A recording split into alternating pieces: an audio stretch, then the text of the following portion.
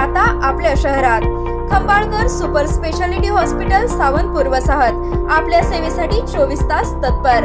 नवजात शिशु अतिदक्षता विभाग, अद्ययावत अतिदक्षता विभाग, अद्ययावत वंध्यत्व निवारण विभाग, व्हेंटिलेटर, सेंट्रल ऑक्सिजन, ॲम्ब्युलन्स सेवा, digital x-ray, pathology lab, pharmacy, सुसज्ज operation theatre, joint replacement, cashless insurance सुविधा, मुख्यमंत्री सहाय्यता निधीचा लाभ। खंबाळकर सुपर स्पेशालिटी हॉस्पिटल, संपर्क 88 03 36 37 38।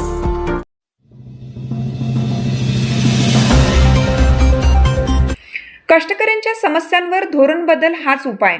प्रसाद कुलकर्णी, रामानंद नगर येथे आचार्य शांताराम बापू गरुड प्रबोधन व्याख्यानमालेची सांगता।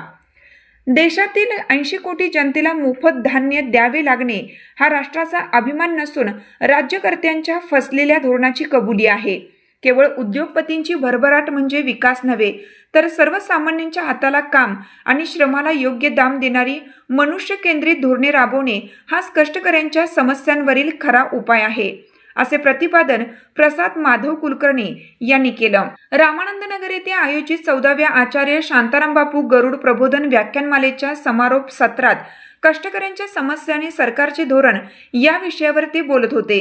समाजवादी प्रबोधनी व्ही.वाय. पाटील, समाज प्रबोधन अकॅडमी आणि पलूस येथील परिवर्तनवादी संघटनांनी या व्याख्यानमालेचे आयोजन केलं होतं।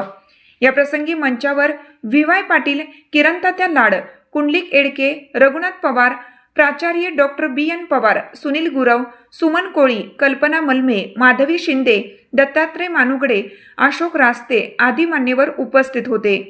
कार्यक्रमाचे स्वागत व प्रास्ताविक आदम पठाण यांनी केलं। व्याख्यानमालेत कुलकर्णी यांनी श्रमसंहिता, खाजगीकरण आणि वाढत्या बेरोजगारीवर सविस्तर भाष्य केले।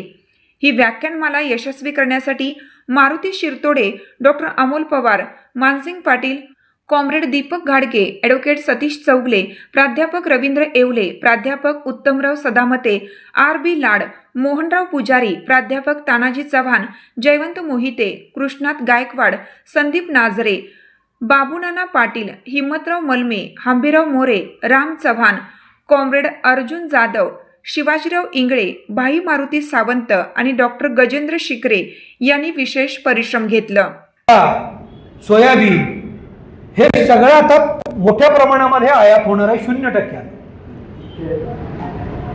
येणार आहे। मग आमच्या बाजारपेठेमध्ये 0% आयात आलेला माल जर स्वस्त ह्याच्यात आला तर आमचा महाग कोण घेणार आपला माल? म्हणजे इथला उत्पादक शेतकऱ्यासमोर फार मोठ्या प्रश्न येणार आहेत, इथल्या कष्टकऱ्यांच्या समोर। आणि ज्यावेळी शेतकऱ्यासमोरचे प्रश्न येतात त्यावेळी अर्थात शेतकरी हा सुद्धा एक वेगळ्या अर्थानं कष्टकरीच आहे, पण शेतकऱ्याचं हे झालं की त्याच्या शेतात काम करणारे कष्टकऱ्यांचंही आपोआप आकुंचन पावतात त्यांची आर्थिक स्थिती। त्यामुळं कष्टकऱ्यांच्या आणि शेतकऱ्यांच्या समस्येमध्ये वाढ करणारा हा करार आहे, हेही आपण लक्षात घेतलं पाहिजे। मगाशी मी म्हटल्याप्रमाणे खरं तर हा पूर्वी 3